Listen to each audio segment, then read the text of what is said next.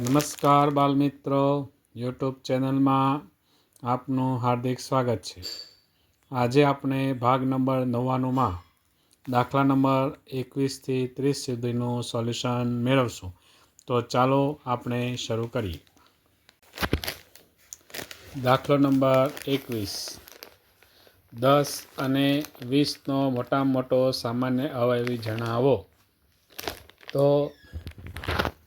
10નો અને 20નો મોટામાં મોટો સામાન્ય અવયવી જાણવા માટે આપણે બંનેના જે કહેવાય કે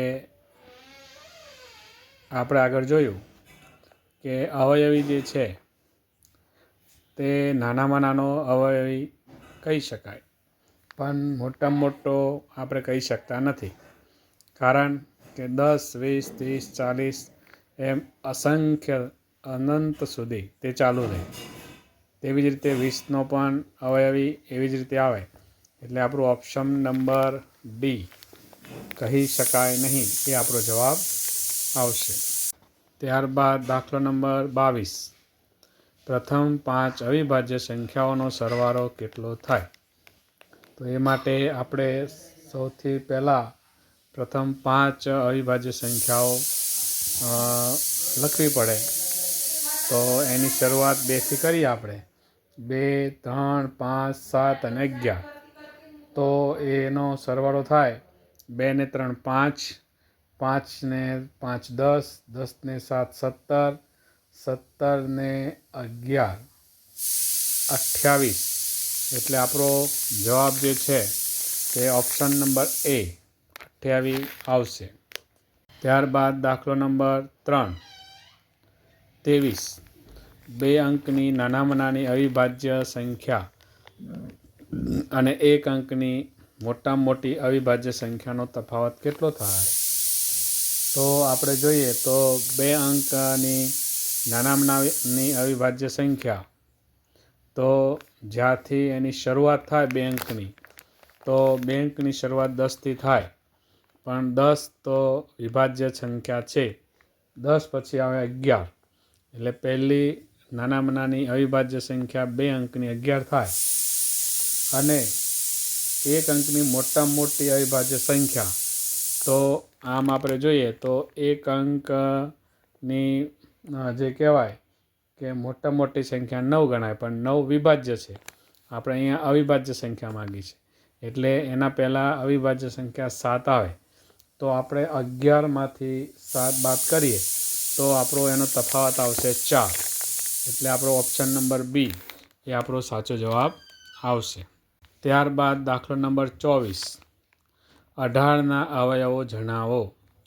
તો બાલમિત્રો, આ દાખલો આપણે ગણેલો જ છે. તો 1, 2, 3, 6, 9 અને 18. 18 એકા 18, 9 દુ 18, 3 દુ 6. રેડી. 6 તેરી 18. 1, 2, 3, 4. એટલે આપણો ઓપ્શન નંબર બી એ આપણો આવશે. 18ના અવયવો જે છે તે 1, 2, 3, 6, 9 ને 18 થાય. એટલે આપણો બી જવાબ આવશે. ત્યારબાદ દાખલો નંબર 25. 12 અને 15ના તમામ સામાન્ય અવયવોનો સરવાળો જણાવો. તો હવે એ માટે આપણે 12ના અવયવો અને 15ના અવયવો જે છે તે એના સામાન્ય જે આપણે કાઢીએ તો કેવી રીતે કાઢશું? તો આપણે જોઈએ તો અહીંયા સૌ પ્રથમ 12ના અવયવો જે છે 1, 2, 3, 4, 6 અને 12. તેવી જ રીતે 15ના અવયવ છે 1, 3, 5 અને 15. હવે એમાં શું કીધું છે કે તમામ સામાન્ય અવયવોનો સરવાળો. હવે સામાન્ય અવયવ 1 અને 3 થાય. તો 1 અને 3નો સરવાળો થશે 4. એટલે આપણો ઓપ્શન નંબર ડી એ આપણો સાચો જવાબ આવશે. ત્યારબાદ દાખલો નંબર 26. નીચેનામાંથી એક જ અવયવ હોય એવી સંખ્યા કઈ? તો આપણે નીચેમાં એટલે આ 4 સંખ્યા પૈકી આપણે શોધવાની છે. તો આપણને ખબર છે કે શૂન્ય છે તો શૂન્ય એ અવયવ એને છે જ નહીં. એક જે છે તો એકનો અવયવ પોતે એક થાય. 2 તો 2ને 1 અને 2, અને 10 ને તો 1, 2, 5 અને 10. તો 3, 4માં એવી સંખ્યા એક જ છે એટલે કે 1, કે જેનો અવયવ એક જ છે. એટલે આપણો બી જવાબ આપણો આવશે. ત્યારબાદ દાખલો નંબર 27. નીચેનામાંથી અલગ પડતી સંખ્યા શોધો. તો આપણે જોઈએ તો 27, 77, 57 ને 37. સંખ્યા જોઈને આપણને ખ્યાલ આવે કે આ 27 છે, 77, 57 ને 37. કે 27 જે છે એ વિભાજ્ય સંખ્યા છે, 77 પણ વિભાજ્ય, 57 પણ વિભાજ્ય, 37 જે છે તે અવિભાજ્ય છે. એટલે અલગ કઈ પડે તો કે 37 છે તે અલગ પડે. 9 તેરી 27, 11 સત્તા 77 અને 19 તેરી 57. એટલે 3 જે છે તે વિભાજ્ય છે, જ્યારે ડી 37 જે છે તે અવિભાજ્ય સંખ્યા છે, એટલે અલગ પડતી સંખ્યા છે. ત્યારબાદ દાખલો નંબર 28. 2, 3, 4, 5, 7, 8, 11, 13, 15, 17, 18 ને 19. ઉપરોક્ત દર્શાવેલ સંખ્યામાં કુલ કેટલી અવિભાજ્ય સંખ્યાઓ છે? તો અવિભાજ્ય સંખ્યાઓની વાત વારંવાર આપણે કરી છે, છતાં જોઈએ તો 1, 2, 3, 4, 5, 6, 7 ને 8. કુલ કેટલી અવિભાજ્ય સંખ્યા થાય તો કે 8. એટલે આપણો ઓપ્શન નંબર એ આપણો સાચો જવાબ આવશે. ત્યારબાદ દાખલો નંબર 29.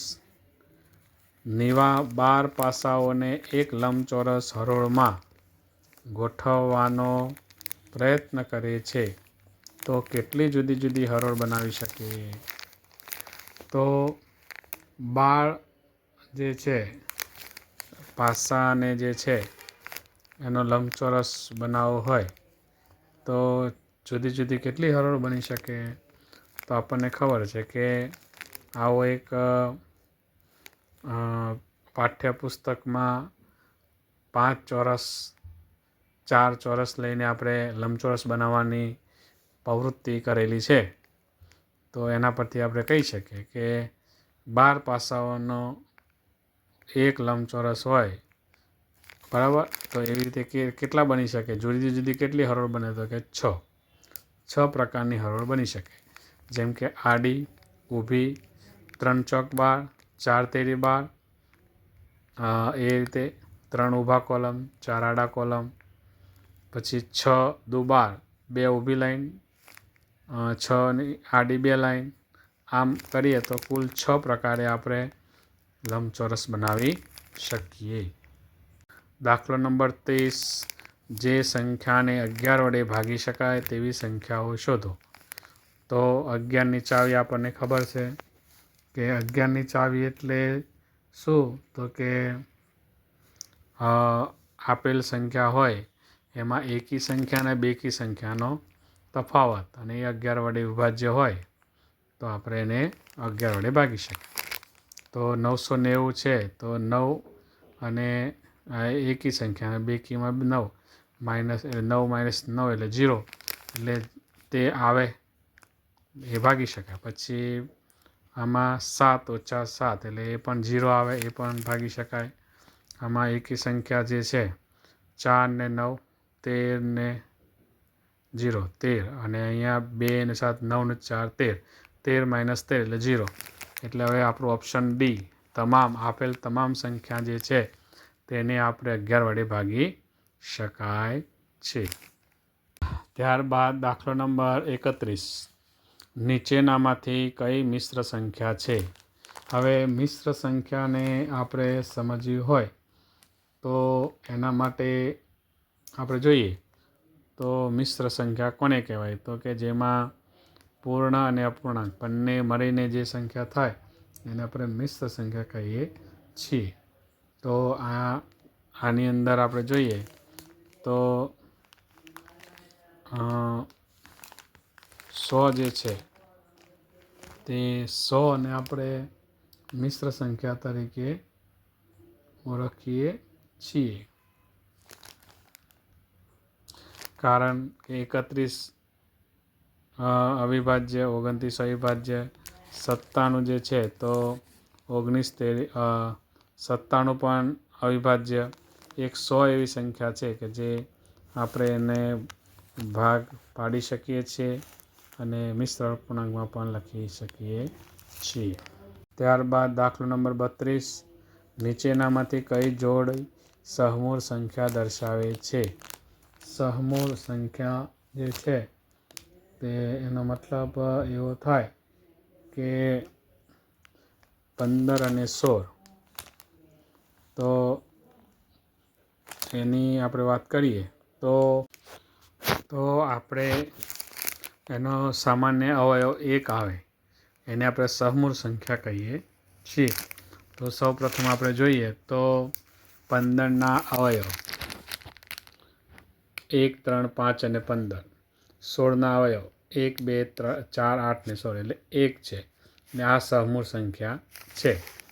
એવી જ રીતે 25 અને 31, 1, 5, 25, 1, 3, 1. તો એમાં પણ સામાન્ય અવયવ 1 છે. આ પણ જે કહેવાય સહમૂળ સંખ્યામાં આવે. એવી જ રીતે 17 અને 18. તો 1 ને 17, 1, 2, 3, 6, 9 ને 18. એમાં પણ સામાન્ય અવયવ 1 જ આવે છે. તો આવી જે સંખ્યા છે એને આપણે સહમૂળ સંખ્યા કહીએ છીએ. તો અહીંયા આપેલી 3 જોડ જે છે તે સહમૂળ સંખ્યા જોડ છે. તો એની વ્યાખ્યા પણ અહીંયા લખેલી છે કે જે બે સંખ્યાઓનો સામાન્ય અવયવ ફક્ત 1 હોય તેવી સંખ્યાને સહમૂળ સંખ્યા કહીએ છીએ. તેથી આપણો ઓપ્શન નંબર જે છે ડી એ આપણો સાચો જવાબ આવશે. ત્યારબાદ દાખલા નંબર 33, નીચેનામાંથી કઈ જોડી જોડામૂળ સંખ્યા દર્શાવે છે? તો હવે જોડામૂળની વ્યાખ્યા આપણે જોઈએ તો જોડામૂળ સંખ્યા એને કહેવાય કે જે બે અવિભાજ્ય સંખ્યાઓનો તફાવત 2 હોય તેને જોડામૂળ સંખ્યા કહે છે. હવે આમાંથી કઈ જોડ જોડામૂળ છે જોઈએ આપણે.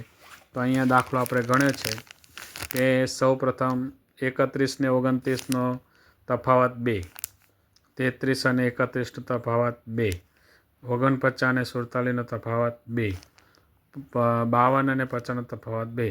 પણ હવે આપણે પ્રશ્ન શું છે કે જે બે અવિભાજ્ય સંખ્યાઓનો તફાવત. તો હવે આપણે શોધવું એ પડે કે બંને અવિભાજ્ય સંખ્યાની જોડ કઈ છે.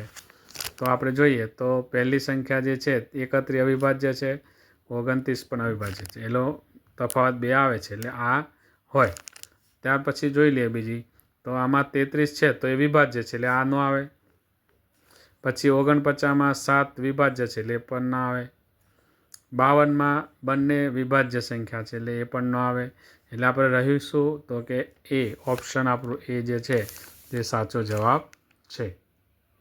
ત્યારબાદ દાખલો નંબર 34, નીચેનામાંથી કઈ સંખ્યા સંપૂર્ણ સંખ્યા છે? હવે સંપૂર્ણ સંખ્યાનો મતલબ એવો થાય કે જે સંખ્યાના બધા જ અવયવોનો સરવાળો તે સંખ્યા કરતાં બમણો થાય તો તે સંખ્યાને સંપૂર્ણ સંખ્યા કહે છે. તો સૌ પ્રથમ આપણે બધા જ અવયવોનો સરવાળો કરવો પડશે અને એનો બમણો થાય તો એ સંખ્યા સંપૂર્ણ સંખ્યા આપણે ગણીશું. તો ચાલો આપણે દાખલો ગણીએ. તો સૌ પ્રથમ 12ના અવયવો જોઈએ તો 1, 2, 3, 4, 6, 12. એનો સરવાળો થશે 28. તો અહીંયા 12 છે તો 12ના બમણા કેટલા થવા જોઈએ? 24. પણ આ નથી થતા એટલે ન આવે. પછી 18, 1, 2, 3, 6, 9 ને 18. એનો સરવાળો થાય છે 39. જે 18ના બમણા થતા નથી એટલે એ પણ આવશે નહીં. પછી 21ના અવયવો આપણે જોઈએ તો 1, 3, 7 અને 21. તો એનો સરવાળો થાય 32. તો 21 તો 42 થાય એટલે 42 અહીંયા થતા નથી એટલે આ પણ આવશે નહીં. તો હવે છેલ્લી સંખ્યા 28 જોઈએ તો એના અવયવો છે 1, 2, 4, 7, 14, 28. એનો જે સરવાળો છે તે 56 થાય છે. તો 28 દુ કેટલા થયા? 56. એટલે કે આપણો જે વ્યાખ્યા જે છે કે જે સંખ્યાના બધા જ અવયવોનો સરવાળો જે સંખ્યા કરતાં બમણો થાય, એટલે જે આ સંખ્યાના અવયવ જે છે એનો સરવાળો આ સંખ્યા કરતાં બમણો થાય તો તે સંખ્યાને સંપૂર્ણ સંખ્યા કહે છે. એટલે આપણો ઓપ્શન નંબર ડી તે આપણો સાચો જવાબ આવશે. તો બાલમિત્રો, આજે ભાગ નંબર 99માં આપણે દાખલા નંબર 21થી 34 સુધીનું સોલ્યુશન મેળવ્યું. હવે પછી આપણે ભાગ નંબર 100માં અપૂર્ણાંક વિશેની માહિતી મેળવશું. નમસ્કાર.